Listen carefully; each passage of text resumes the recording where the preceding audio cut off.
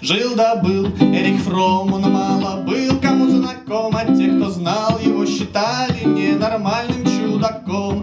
Решил как-то Эрих книгу написать, да вот беда, никто не захотел ее читать. И даже мама Эрих Фрома ему сказала: слушай, Эрих, ты думаешь серьезно, кто-то вздумает купить книгу о том, что селезни умеют говорить? И вот сидел Эрих Фром и горевал перед окном. На подоконнике лежал его творенье, первый том.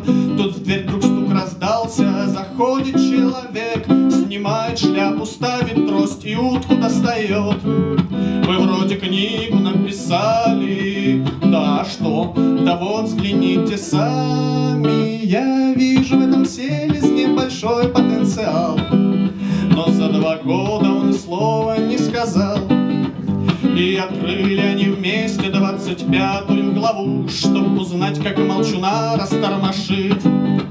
Оказалось, чтобы селезень с тобой заговорил, нужно что-нибудь у селезня спросить.